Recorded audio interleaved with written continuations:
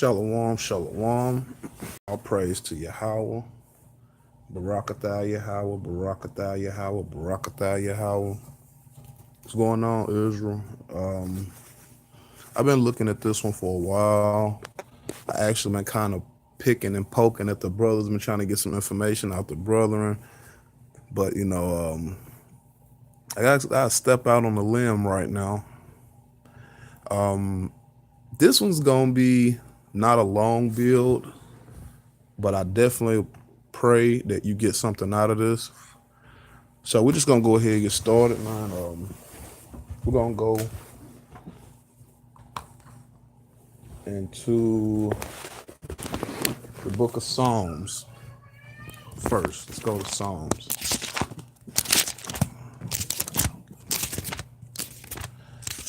Okay. Psalms. I'm gonna go to Psalms 119. Y'all just bear with me on this because this is gonna get good. So we're gonna go to Psalm 119 and we're gonna look at 100. And it says, from wise elders, Psalm 119, 100. From wise elders I gain understanding because I have guarded your precepts. All right. Psalm 119, 104. For your precepts I acquire understanding, therefore I hate every path falsehood.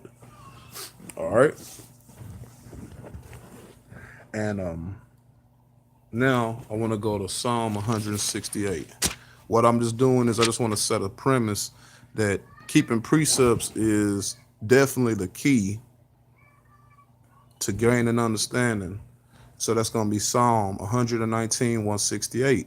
I have kept your precepts and your testimonies because all my ways are before you. Just like Isaiah 28, 9 and 10 says, you are supposed to keep these precepts to gain understanding. So let's go ahead. Let's go to it. So we're going to call this one the children of Cain.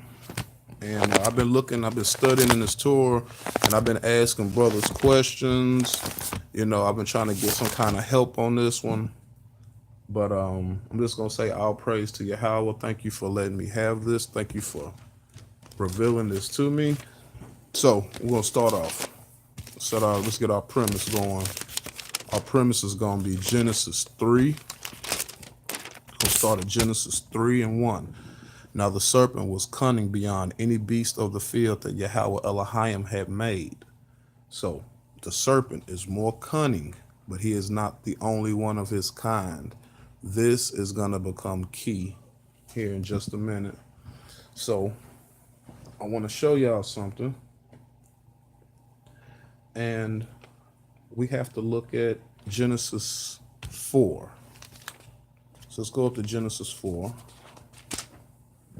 And now we went up to Genesis 4. We're going to look at Cain, and I want to examine something. Salakia, I want to examine something that I see as far as Cain. All right. Now, here's the thing. The translators, they've done a real number because what the translators have done is they have made it a point to hide this. And I'll praise the Yahweh. Yahweh allowed me to catch this and revealed this to me.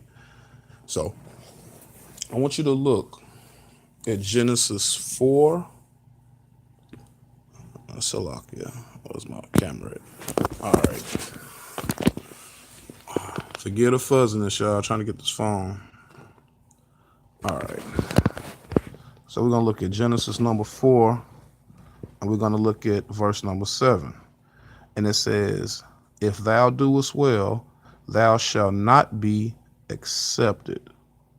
And if thou doest not well, sin lieth at the door, and unto thee shall this desire, and thou shalt rule over him. So here go the key right here. We're going to look at that word accepted. Now remember, this is talking about Cain, right? So we're going to look at that word accepted. You're going to get Hebrew H7613. So let's look that up.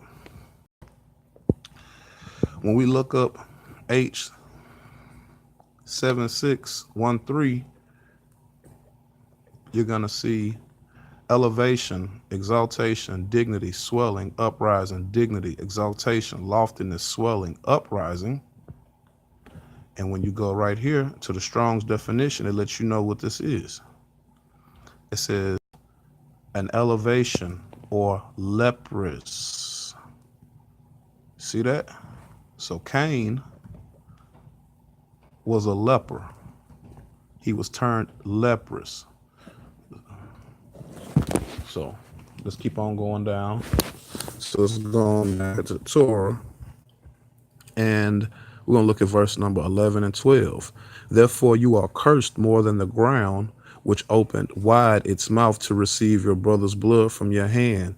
When you work the ground, it shall no longer yield its strength for you, and you shall become a vagrant and a wanderer on the earth. All right. I hear a crying baby coming, so y'all just bear with me. All right, so that's Genesis 4 and 7, and that's also Genesis 4, 11 and 12. But 4 and 7, the people who translated the Strongs, they did this on purpose. They hid this. But when you look at verse number 7, it says, surely if you improve yourself, you will be forgiven. But if you do not improve yourself, sin rests at the door. It desires towards you it desires towards you, yet you can conquer it. Now, when you look in the KJV, it says something totally different. And I just showed you. When you see that word, accept it, because you're not going to find that in the Stones. So when you see that word accepted on Genesis 4 and 7, that means leprosy. So Cain is a leper, right? Okay, so Cain's a leper. We got that established. So then what we're going to do now, we're going to go up and we're going to look at some of these verses that we've been ignoring. Peep game, y'all. And I'm finna back this up with these precepts. Genesis 6 and 4. The Nephilim were on the earth in those days, and also afterward. Sorry, Salak. The Nephilim were on the earth in those days, and also afterward. You see that? So afterward what? After the flood. Because that's what's going on. I'm going to read that again. Genesis 6 and 4. The Nephilim were on the earth in those days, and also afterward when the sons of the rulers would consort with the daughters of man. But the key is the Nephilim were on the earth in those days before the flood, and also afterward. So this is talking before the flood and after the flood. I'm going to prove that. So now what we're going to do, there's two different table of nations that's mentioned in this Torah. You got the first table of nations that's mentioned in the Torah is Genesis 5. That tells you the lineage of Adam's child, Seth. Then you got another genealogy page, which is going to be Genesis 10. Now, there's a trick to this, y'all. The trick is what the translators have done. So we're going to keep these precepts rolling. So this is what we're going to do. We're going to go up now to Genesis 15. And when we look at Genesis 15, we're going to look at verse number 19. The Kenite, the Kenziite, the Cadmonite, the Hittite, the Perizzite, and the Rephaim, the Amorite, the Canaanite, the Girgasherite, and the Jebusite. Here going to be the focus. The focus is going to be the Kenite. You see that? So this is what we're going to do. We're going to go to Genesis 15. We're going to go right here to this blue letter. Come on, Salakia phone. I hate that shit. All right, Salak. When we go to Genesis 15 and 19, you're going to get Strong's letter. For Kenites, you're going to get Strong's letter H7017. H7017. And when you look at that, what do you see? Cain, Cain. See that? And it says the Kenites, Smiths, a tribe of which the father-in-law of Moses was a member, and which lived in the area between southern Palestine and the Mount of Sinai. Now, here's the trick in this. There's a root word inside of this word. And it's already showed you right there, but I want you to see it verbatim. What is the root word? The root word is Cain. So, the Kenite, these are the children of Cain, and they're alive after the flood. And I often wonder, and I've been asking the brothers, is the flood referring to the whole inhabited earth, or is the flood referring to one inhabited area? That, we're going to save that one for another day. But as of right now, we're going to go by precept. And when we look at the root word is Cain's possession, the eldest son of Adam and Eve, the first murderer. But this is a tribe. These are Cain's children, the Kenite.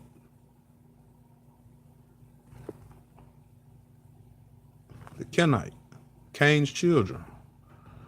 So I know a lot of people are going to be like, man, that's bullshit. I don't believe that. That's bullshit. I know. But I want to take you somewhere, and I want to show you something. Let's go to the book of Jeremiah. Let's go to Jeremiah, because Jeremiah tells us something. Go to Jeremiah, the 4th chapter.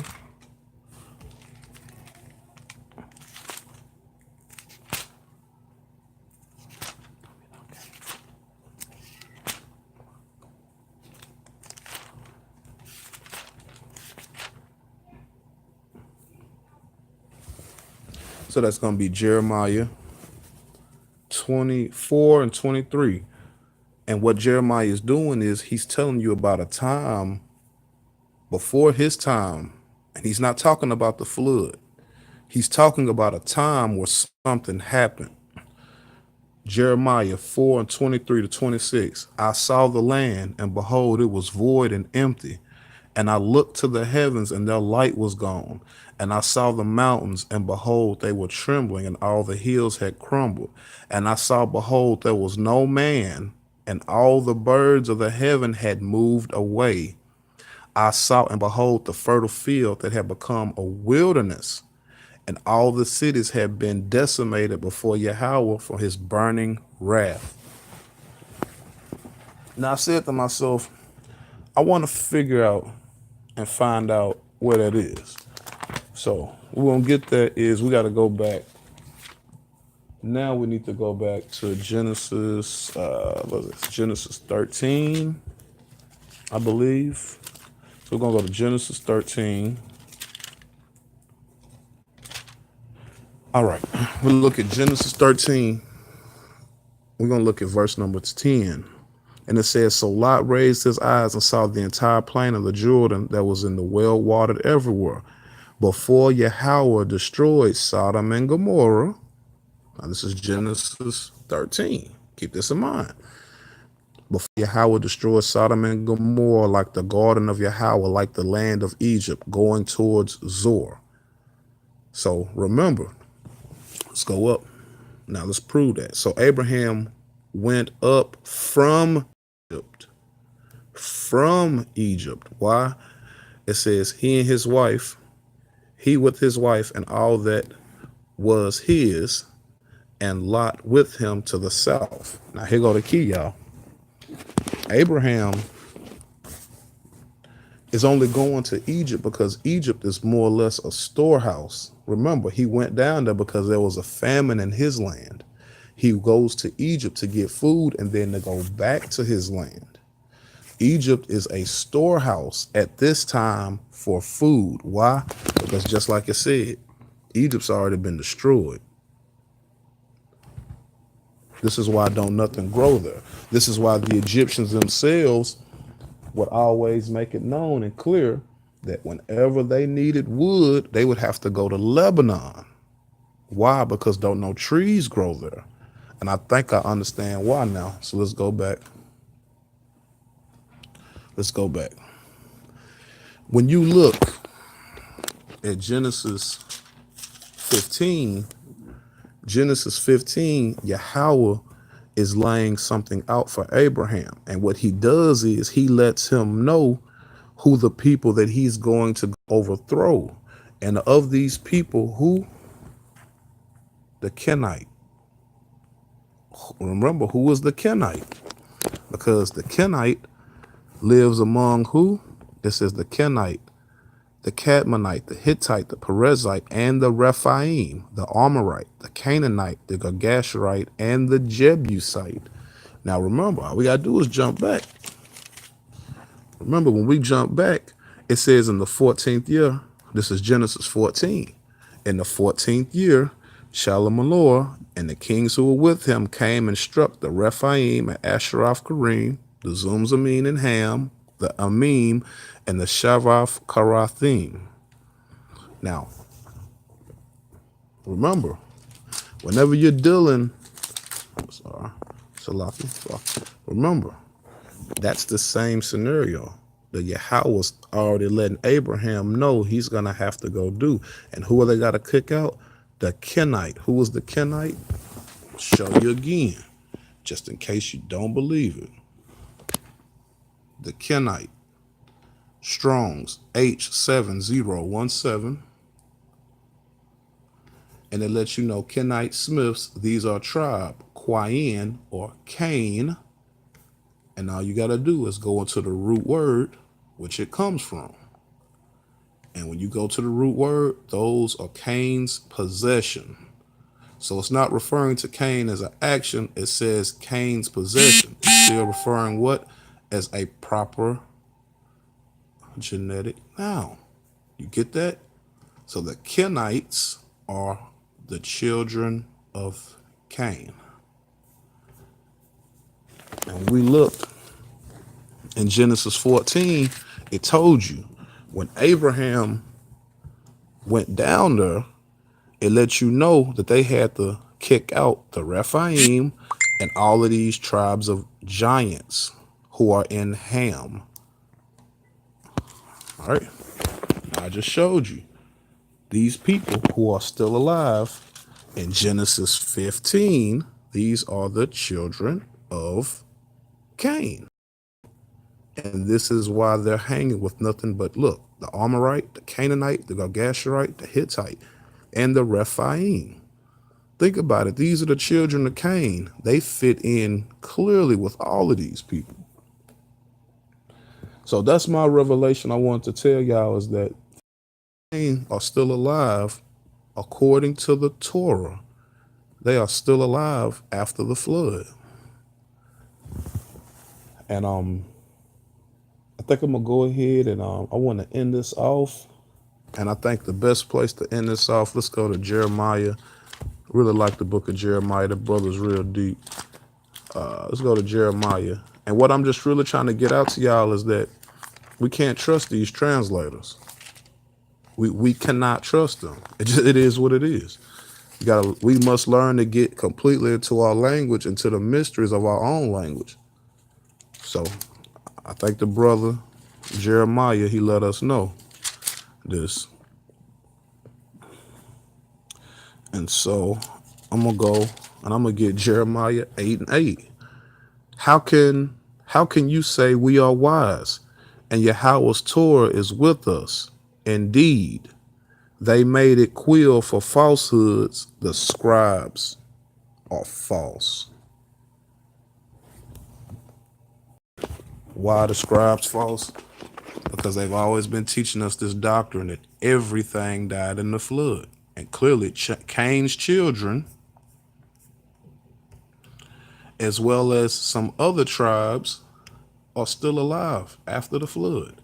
And these were tribes that were alive before the flood. The Kenites, the Kenizzites, and the Cadmonites.